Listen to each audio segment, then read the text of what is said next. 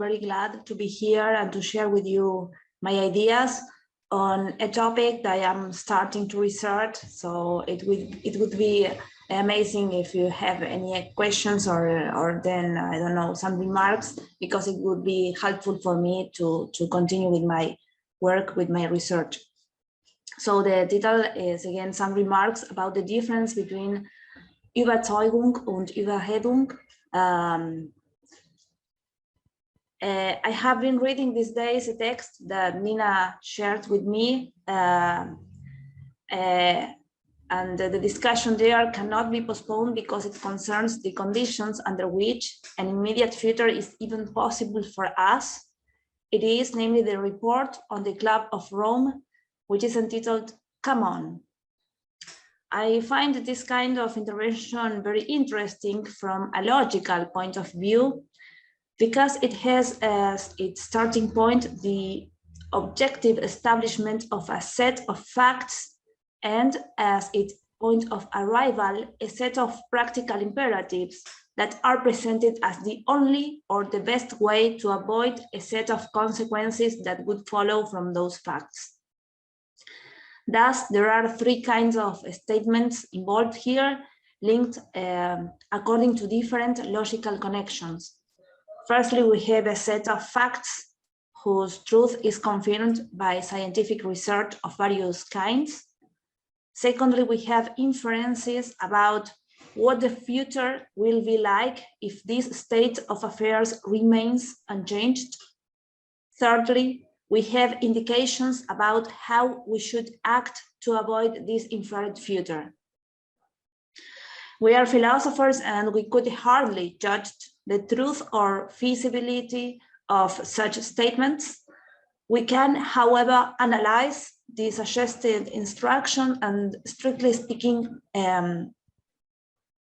we could analyze the logical relations that link them and question the assumptions according to which, for example, the instructions are strictly mandatory. I think that these relations are reviewed in some passages of the Kantian corpus, and this is the reason why I have decided to discuss this topic with you today. To begin with, I would like us to turn our attention to the following passage from the text, the Kantian text. Welches sind die wirklichen Fortschritte, die die Metaphysik seit Leibnizens und Wolffs Zeiten in Deutschland gemacht hat? So I will quote the passage from Kant's work. It says, "Thus, for the part of the public that has nothing to do with the grain trade, the anticipation of a bad harvest is a mere opinion. But after the drought has lasted all spring, it is a knowledge. But for the merchant, whose purpose in business is to gain by this trade, it is a belief that it will turn out badly, and that he must therefore save his provisions, because he must resort to do something here, in that it affects his affairs and business, only that the necessity of this resolution, taken according to rules of prudence, is only conditional, instead of such a resolution which presupposes a moral maxim being based on a principle that is absolutely necessary." End of quotation. While the urgency of the example may be made clear if we recall, we have this wave of drought and floods here in South America, where I am, in recent years. But the issue addressed by the example is not the subject of our discussion today. Instead, I would like us to take into account the conditions that have an impact on the way in which we consider a judgment to be true. In particular, in this case, we are dealing with the assessment of the truth value of a judgment about the future that has an impact on the decisions we have to make today. I think there is a structural relationship between this passage and the book on the Club of Rome, to which I referred earlier. In both cases, we meet a current state of affairs which we find unsatisfactory and which may continue the same way in the future. This continuity has unwanted economic effects. The people affected anticipate these effects and ask themselves how to act in the light of the imminence of these effects. Kant's text, however, explains two different cognitive states and how this difference affects people's behavior. I think that this detail can help us to think in a more nuanced way about the logic behind the Club of Rome's mandate. For this reason, I propose that today we spend some time on certain details related to the passage of Kant's text that we have read. In particular, I would like to turn to the logical conditions under which we consider something to be true and the different ways of holding it to be true. I would like to point out three aspects of this passage that are relevant to the decision-making process. The first aspect is the existence of a non-homogeneous public with respect to their knowledge. The second aspect, which we will consider in some detail in this contribution, concerns the difference between opinion, belief, and knowledge. The third aspect relates to the contrast between our actions grounded on rules of sagacity and actions that are rooted in moral principles. In this presentation, we will focus on the second aspect. We will be concerned with considering the difference between believing, having an opinion or meaning, and knowing something. To that end, we will firstly analyze a notion that Kant explains in some passages of his work. This notion is that of holding something to be true. It is mentioned in several passages of Kant's published works and unpublished sources. We will study the content of this passage and return to our quotation later. So the first part is entitled "The Notion of Holding to be True."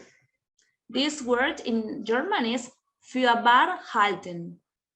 Für wahr halten. The problem we are interested in considering now is linked to the simple fact of holding something to be true. It is not a question in this case of investigating whether a judgment is true. Instead, we are concerned with the very fact that we consider and hold an insight to be true. The difference between holding something to be true and something being true is subtle. In the first case, we do not so much attend to the objective questions of correspondence with the facts. Kant explains that truth is based on agreement with the object, in regard to which, therefore, the judgments of every mind must be unanimous. Here, we are going to deal with the intra-subject problem of considering something as true. Kant examines the notions of holding as true in the third section of the Canon of Pure Reason in the first critique. In this text, he indicates that to hold as true is something that happens within our understanding.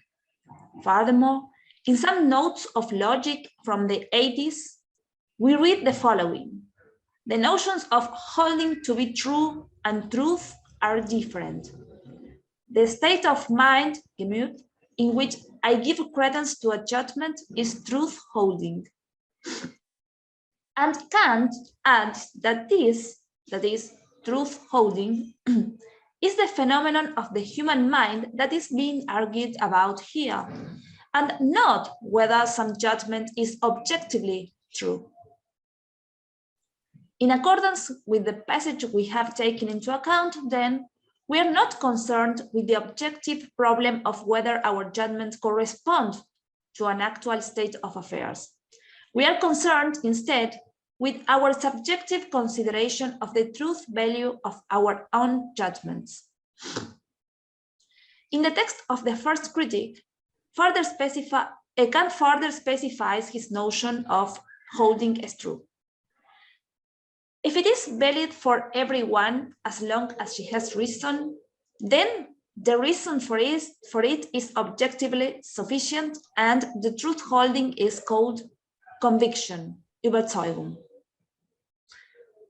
Conviction consists in holding something to be true on rational grounds. Something is presented to us as true, and we assume that it must be true for every rational being, that is, for everyone who thinks according to the same conceptual and inference conditions as we do. The possibility of conviction, thus understood, involves a presupposition. This assumption is the rational basis of our knowledge. If there are other entities that share our rationality, those entities must or should assent to what convinces us. On the other hand, if the true holding has its grounds only in the particular constitution of a singular subject, it is called persuasion, Überredung. Therefore, such a judgment has only private validity, and the holding of truth cannot be communicated. I can give no account of my subjective reasons for holding something as true. They apply only to me and not to others. If I say that I cannot persuade myself of something, this applies only to me. I can even see that another who does not know the matter so well might well persuade himself. Persuasion is mere appearance, shine, because the reason for the judgment which lies only in the subject is taken to be objective. When I say I am convinced, that is also a subjective reason, for it goes only for the subject, but there is also a subjective necessity, so it seems to me that there must be a reason in the object. There is something in my conviction that makes me believe I will never depart from it. I believe I find the reason in this object, even if I cannot make it clear. We stated that persuasion is a mere appearance, shine. On this point, Kant follows Mayer's approach. Since persuasion is a mere appearance, it is not that easy to differentiate between being convinced and being persuaded from one's subjective perspective. The touchstone of truth holding, whether it be conviction or mere persuasion, is externally the possibility of communicating it. I am convinced when the matter is so logically perfect that I can communicate it to another. Inside the mind, the isolated subject cannot identify whether he is convinced or merely persuaded of something. But when he tries to explain his reasons to another rational subject, the possibility of communicating them and submitting them to discussion gives a clue that the foundations of true holding are not idiosyncratic. In the dialogue, the subject can notice whether reasons that are valid for herself can be communicated and are considered valid for someone else. The private or intersubjective validity for the reasons is the key that differentiates these two forms of true holding and is discovered in the public sphere of possible conversation. Thus, I can only explain to others and justify what convinces me, since what merely persuades me does not pass the test of possible rational dialogue. At this point, and before advancing my line of argument, I would like to stress that Kant distinguishes between being true and holding something to be true. To regard something as true takes place in the interiority, in the mind, and can be grounded in rational, being convinced, or idiosyncratic, being persuaded determinations. The difference between being convinced and being persuaded involves a shared element that is the constitution of our rationality, and is brought into play in the debate. For this reason, the space of dialogue and discussion plays a crucial role insofar as it allows us to know whether we rationally consider something to be true or whether we are merely persuaded. Now, in the first quotation, Kantian quotation, with which we have begun this exploration of Kant's philosophy, There is a distinction between different ways of considering something to be true. We will deal with this now. So the second part of this contribution is entitled Opinion, Belief, Knowledge. Kant identifies three different ways of considering something to be true. His classification is closely linked to the problem of the objective and subjective foundations of our conviction. In making this distinction, we will start from the fact that we have already discerned whether our holding something to be true is based on rational considerations or whether it's mere appearance by means of the key that we find in the possibility of dialogue. When we have objective grounds for affirming something, we achieve certainty. When we have subjective grounds for affirming something, we are just convinced. We have already explained that sometimes we affirm something without realizing that we do not have subjective rational grounds for it. The possibility of explaining and discussing the subjective reasons for our conviction allows us to identify and avoid mere persuasion. Kant points out that sometimes there are sufficient objective grounds for considering something to be true, and sometimes there are not such grounds. In the latter case, moreover, we may not have sufficient subjective grounds to support our judgment. These considerations allow us to differentiate between opinion, belief, and knowledge. An opinion is a true holding that is both subjectively and objectively insufficient. A belief is only subjectively sufficient, while at the same time considered objectively insufficient. Finally, the subjectively as well as objectively sufficient true holding is called knowledge. Opinion is not grounded on the structure of our rationality or in the data of sensible experience. Belief is based in the structure of our rationality, but has no basis in the data of experience. Knowledge takes place when we consider something true on the basis of our experience. The fact that our opinions do not have sufficient subjective or objective basis does not mean that they have no epistemic function or that they should simply be identified with mere appearance.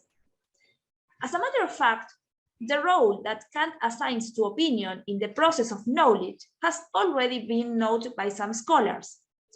Mere opinion is often at the basis of research that ultimately leads to knowledge. This position tends to rely mainly on logic lectures notes from the 80s. In them, we read that opinion is not yet a conviction, for otherwise it would have been at least subjectively sufficient for me in the state of mind in which I am myself. But mere opinion has nothing harmful as long as I am only conscious of the insufficiency of my truth holding. To mean is just to hold to be true on a ground of knowledge that is neither objectively nor subjectively sufficient. According to these sources, that is the logic lectures, Kant considers that opinion puts us one step away from knowledge insofar as we are aware of the insufficiency of the ground for holding something to be true. Recognition of this lack can motivate investigation to overcome it. There is one aspect of the Kantian position on the modes of holding to be true that I would like to point out, which deserves further attention and which unfortunately I cannot develop today. As we know, Kant, in a tradition along the lines of Wolff, distinguishes classes of knowledge. Thus, we can distinguish metaphysical rational cognition, transcendental cognition, empirical cognition. In the lectures on logic, Kant explained what kind of truth holding is possible in each case. It seems to me that it is important to bear this point in mind, as well as how this classification plays out in the practical sphere. Today, however, instead of continuing that debate, I would like to focus in the quote with the quotation with which we began this conversation.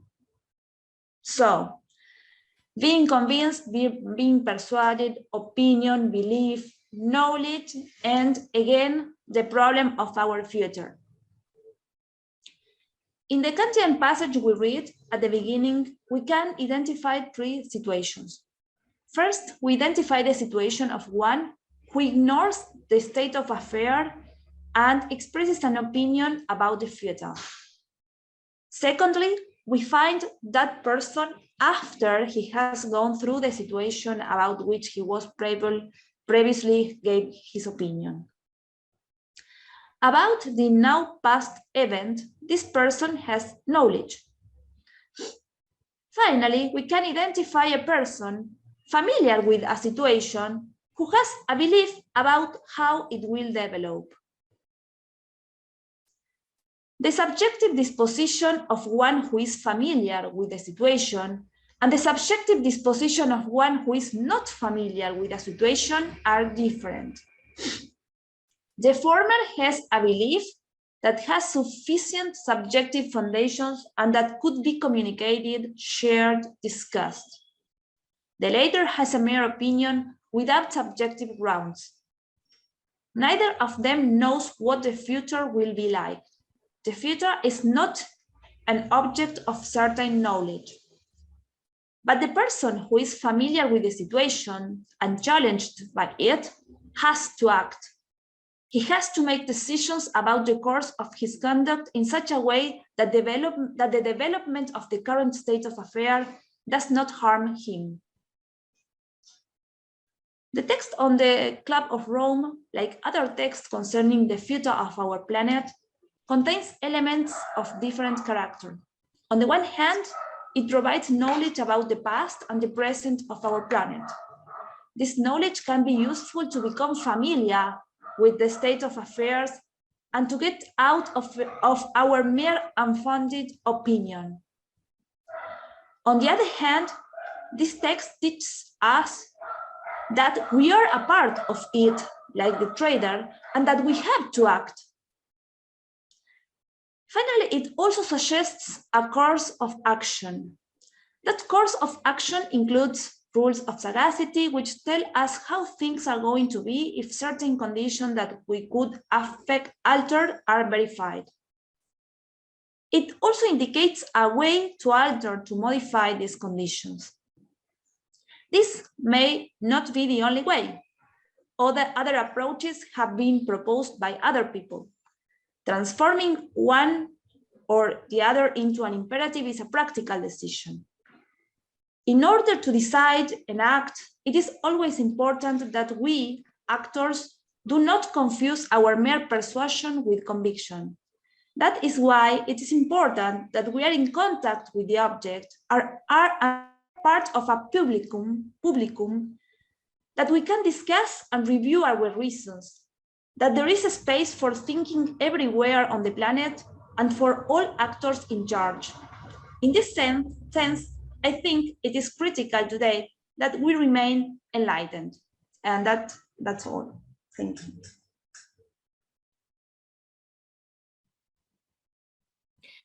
Thank you very much, Luciana. Thank you very much for a very nice presentation. Дорогие коллеги, мы можем задавать вопросы, пожалуйста.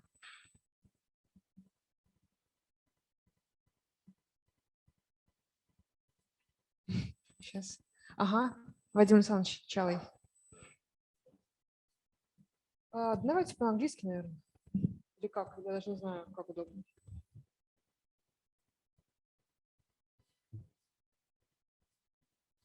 Хорошо. Мой вопрос.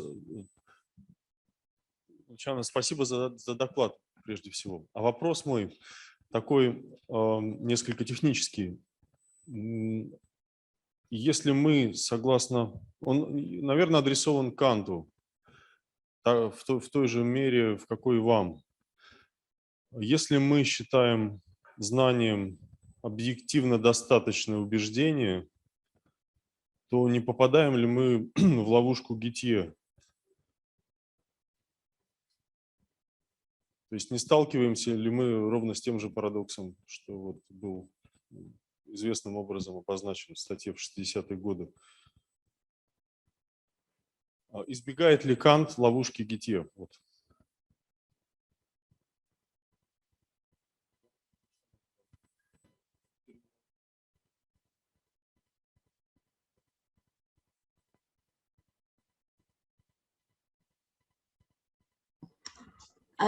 This question was pointed out by Charlie.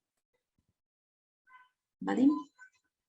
I didn't know. I don't know who asked. Oh, thank you. I do not get why you think at this point Kant would be falling into that paradox. If you could explain me why do you see that, it would be very helpful for me, please.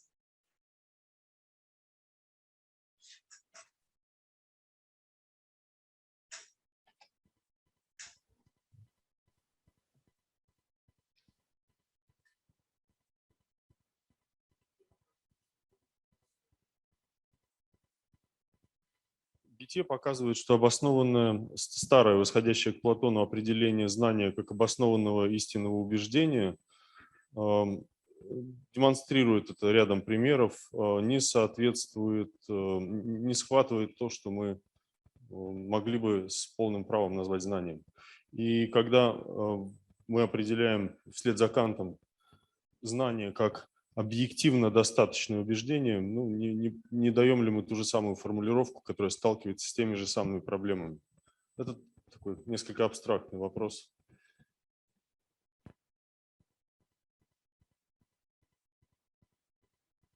Yes. Sorry, I didn't get the name of the paradox. Thank you very much for your question. It seems to me that Kant at this point is exactly analyzing the different elements that are considered all together in this paradox. So I think that more than falling into the paradox, Kant is providing us with some primitive elements to examine this problem, this paradox.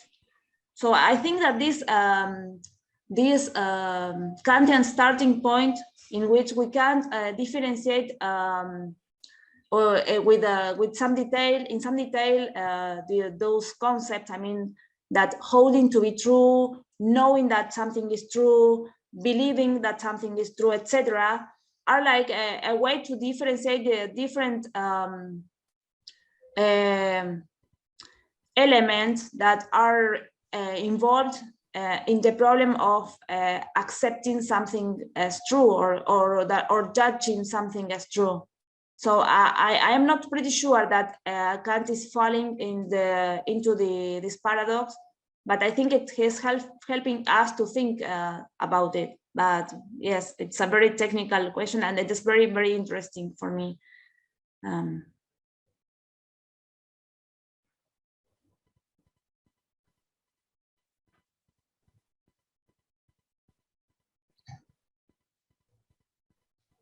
I mean, because he's differentiating the problem of holding something as true, which is a subjective problem, and the objective problem of knowing that something is true.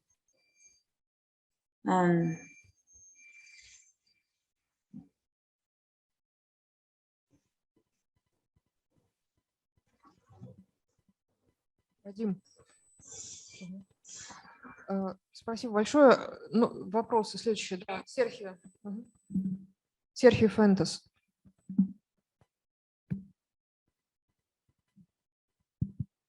Luciana, thanks for your paper.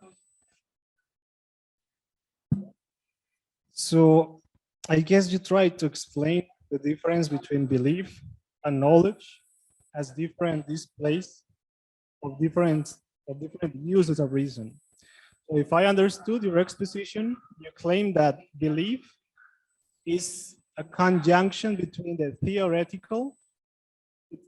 Belief is the theoretical use of reason without the practical use. So knowledge would be the theoretical use of reason plus the practical one. So we have a chain, a net of uses of reason. Speaking about the previous lecture, we were speaking about not pragmatical rationality, but a pragmatical use of reason.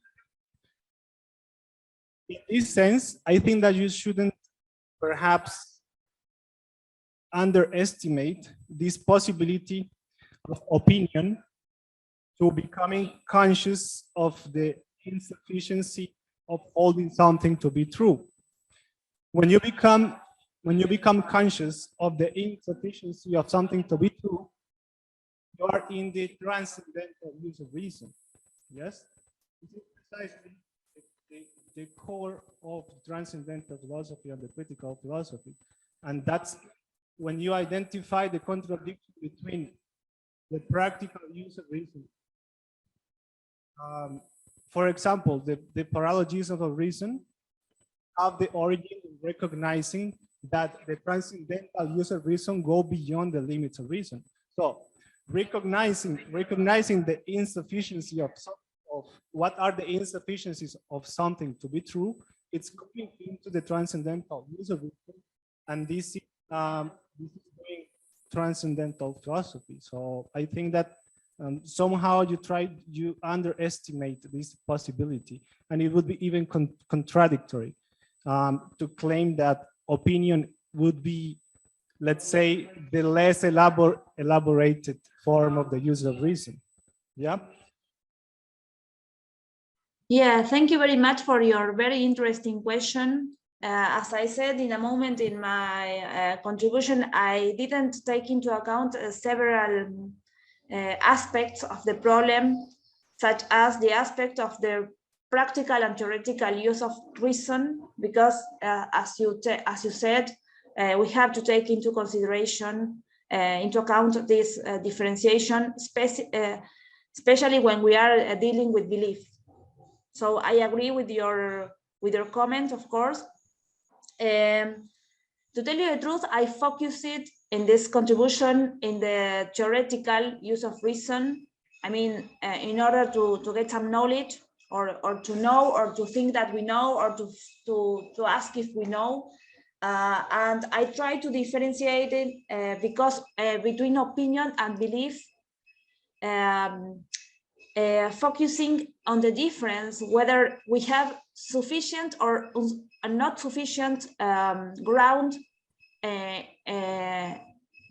subjective ground. Our opinion is when we hold that something is true, even when we do not have sufficient subjective ground. So in a way, opinion is less certain or less perfect than belief.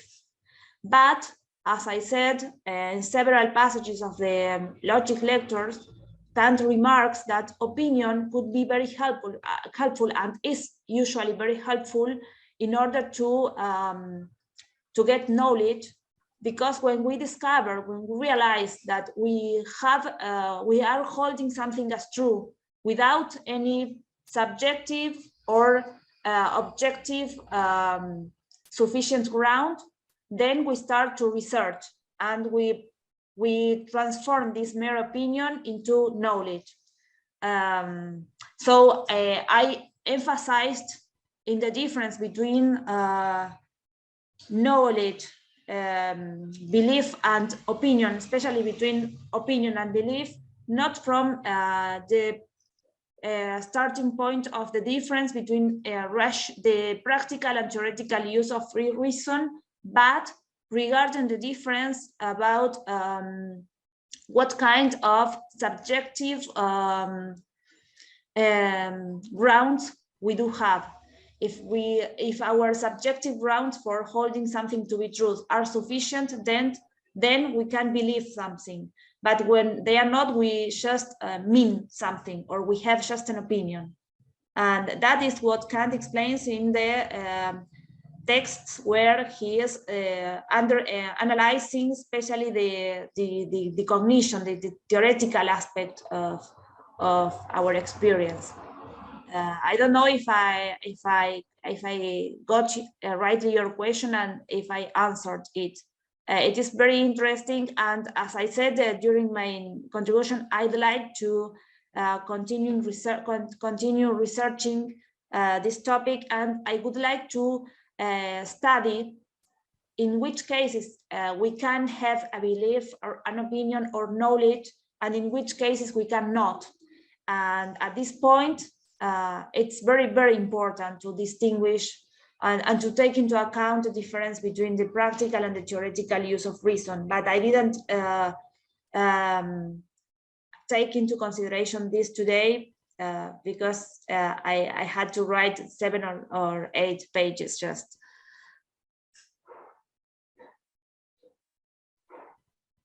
Please That's let perfect. me know Thank if you think I didn't understand, if I didn't get your question, please tell me.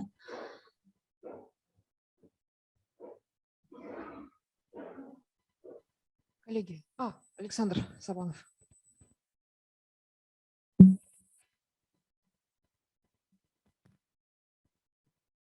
Да, спасибо за лекцию.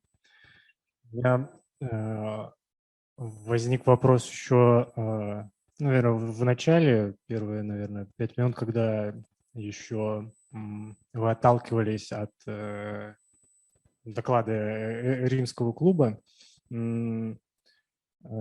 когда обсуждали объективные факты как основание для императивов.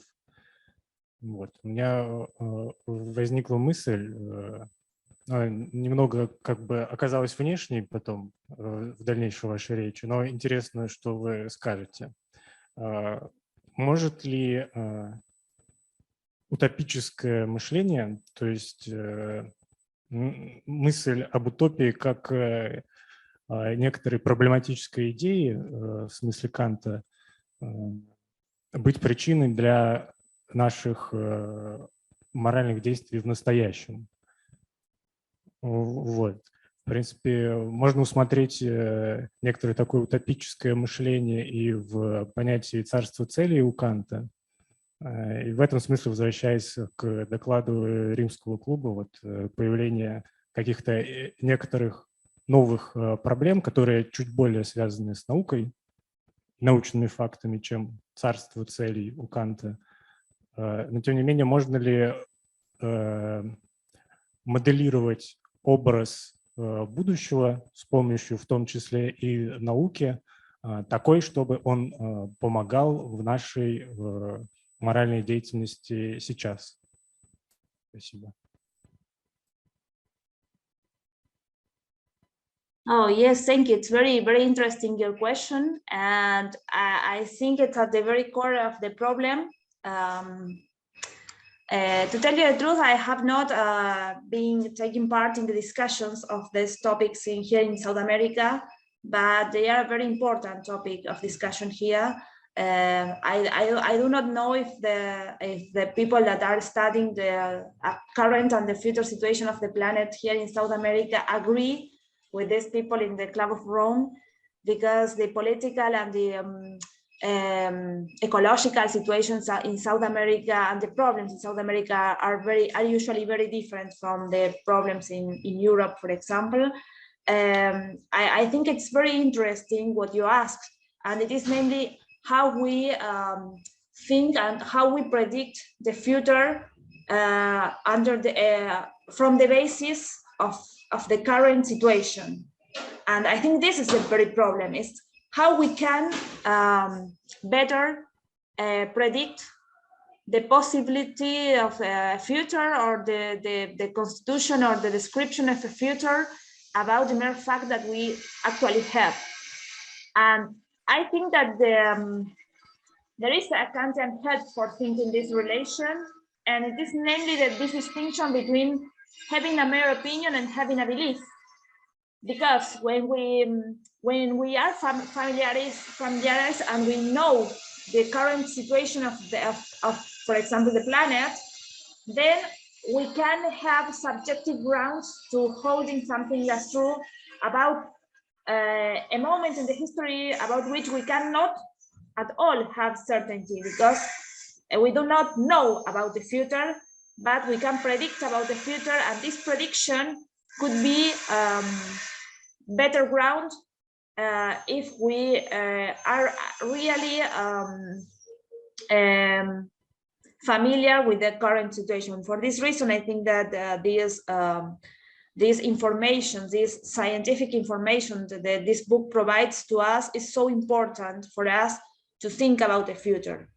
But this does not mean that this representation of the future is the only possible, and it does not mean that the way they propose to develop our action in order to have a better future are the only way of action. Of course, that I mean, we do not have certainty about the future, and we do not know exactly which way of actions would be better. At this point, we can have either some belief or some opinion, and perhaps it could be better if we have a belief which is grounded on our familiarity with the facts. I do not know if I answered.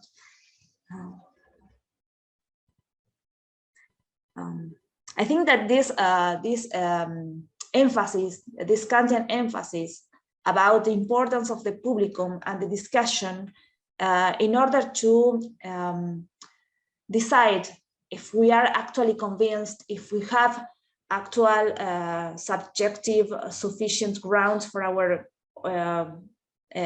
holding to be truth, is very important, and it is not always considered. Currently, we have a society in which the discussion is not so common, and we usually just repeat some slogans and we think through slogans. And I think that perhaps it could be helpful for us to retake this possibility of discussing and to think about on which grounds are we holding to be truth grounded. But this is just my opinion.